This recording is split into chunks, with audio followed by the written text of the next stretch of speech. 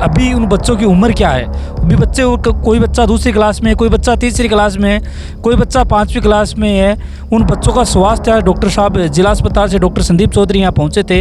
उन्होंने यहाँ स्वास्थ्य जाँच किया। आने वाले समय में इनके सामने क्या संकट आने वाला है वो डॉक्टर साहब से हमें बताया है। तो यकीन मानिए, आने वाले समय में अगर बच्चे इसी माहौल में रहकर पढ़ेंगे तो उनका स्वास्थ्य खराब होने के साथ साथ उनकी आने वाली पीढ़ियां बर्बाद होने का ये डर है, वो आज के समय में इन माता पिताओं को बिल्कुल सताने लगा है। N95 मास्क पहन करके स्कूल में आना कि अगर इसी तरह का एक्सपोजर 8 से 10 घंटे अगर लगातार बच्चों में होता है तो 10 साल के बाद में इनको फेफड़े से संबंधित सारी बीमारियां जैसे रेस्पिरेटरी डिजीज़ है, COPD है, लंग्स की कोई डिजीज़ है, सिलिकोसिस है, ट्यूबरकुलोसिस है, सारी बीमारियां, स्किन की बीमारियां, आँखों से संबंधित सारी बीमारियां सबसे ज़्यादा एक्सपोजर होने की वजह से हमें ज़्यादा। 2 दिन पहले हमने एक खबर चलाई थी गोठड़ा की, एक सरकारी स्कूल की, प्राथमिक विद्यालय गोठड़ा का एक स्कूल थी।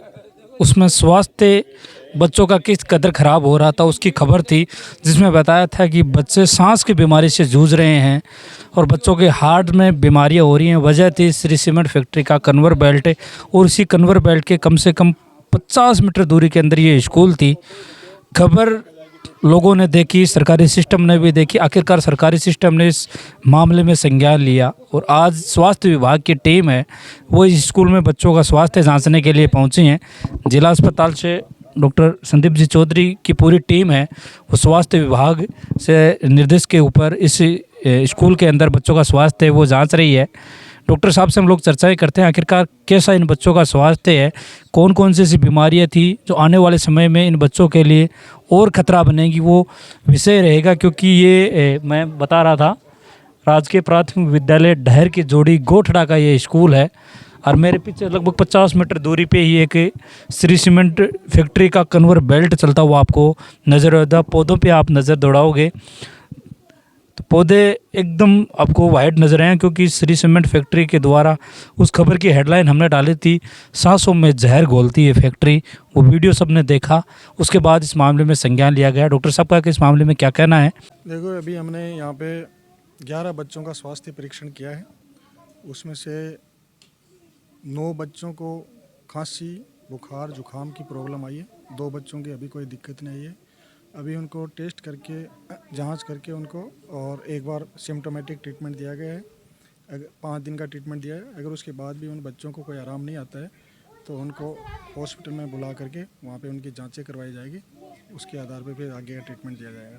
बच्चे जिस पर्यावरण में रह रहे हैं, अगर लंबे समय तक रहे तो भविष्य में शायद मेरे हिसाब से घातक है। क्योंकि यहाँ पे देखने में पता चलता है कि यहाँ पे जो पेड़ पौधे हैं उनके सबके ऊपर बहुत ही डस्ट पार्टिकल जमे हुए हैं और इनका एक्सपोजर काफ़ी ज़्यादा हो रहा है यहाँ पे। और अगर लॉन्ग टाइम तक एक्सपोजर रहा तो इनको फेफड़े संबंधित, स्किन संबंधित, आई संबंधित डिजीज़ हो सकती है इनको। हाँ, ये स्कूल का तो खैर जायज़ा लिया है। अभी संज्ञान में ये बात आई और बच्चों का परीक्षण भी हमने स्वास्थ्य परीक्षण करवाया है। अब ये क्या है, विद्यालय तो एकदम फैक्ट्री के अटैच में ही है। हम डिपार्टमेंट से ये सलाह करेंगे कि भाई ये इस विद्यालय का कोई न कोई समाधान ऐसा होना चाहिए कि ये बच्चे, इनकी शिक्षण की व्यवस्था भी हो जाए और स्वास्थ्य भी कोई प्रतिकूल असर नहीं पड़े।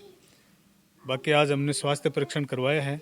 जब तक वैकल्पिक व्यवस्था इन बच्चों की नहीं हो विद्यालय की, तब तक इनका स्वास्थ्य परीक्षण है वो समय समय पर हम करवाते रहेंगे और डिपार्टमेंट से हम सलाह करेंगे इस संबंध में।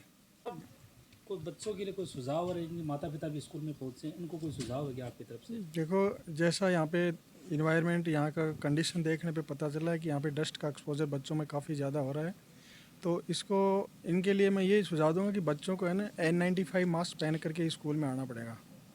क्योंकि अगर इसी तरह का एक्सपोजर 8 से 10 घंटे अगर लगातार बच्चों में होता है तो 10 साल के बाद में इनको फेफड़े से संबंधित सारी बीमारियां जैसे रेस्पिरेटरी डिजीज़ और COPD है, लंग्स की कोई भी डिजीज़ है, सिलिकोसिस है, ट्यूबरकुलोसिस है, ये सारी बीमारियां, स्किन की बीमारियां, आँखों से संबंधित सारी बीमारियां होने के चांस सबसे ज़्यादा एक्सपोजर होने की वजह से इनमें ज़्यादा हो जाएगा।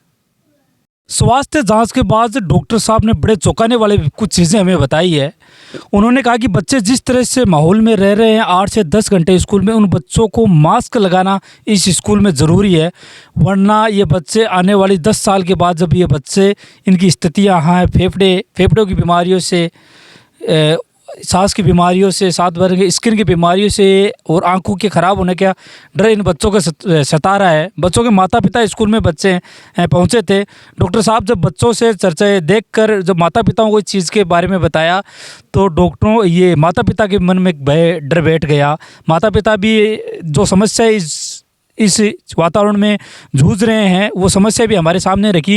लेकिन सबसे बड़ी बात है कि अभी उन बच्चों की उम्र क्या है। अभी बच्चे, कोई बच्चा 2री क्लास में, कोई बच्चा 3री क्लास में, कोई बच्चा 5वीं क्लास में है। उन बच्चों का स्वास्थ्य, डॉक्टर साहब जिला अस्पताल से डॉक्टर संदीप चौधरी यहाँ पहुँचे थे, उन्होंने यहाँ स्वास्थ्य जाँच किया। आने वाले समय में इनके सामने क्या संकट आने वाला है वो डॉक्टर साहब से हमें बताया है।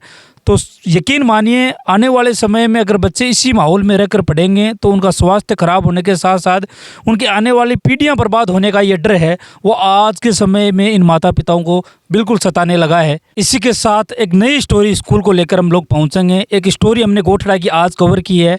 इसके सरकारी सिस्टम के अंतर्गत चलने वाली सरकारी स्कूलों की स्थितियों को लगातार हम आपके सामने रखें। इसी कड़ी में आज हमने आपको गोठड़ा की एक सरकारी स्कूल का वीडियो दिखाया था जिसमें किस कदर बच्चे स्वास्थ्य की बीमारियों से जूझ रहे हैं। 11 बच्चों का स्वास्थ्य परीक्षण किया गया, उसमें से 9 बच्चे यहाँ बीमार पाए गए हैं।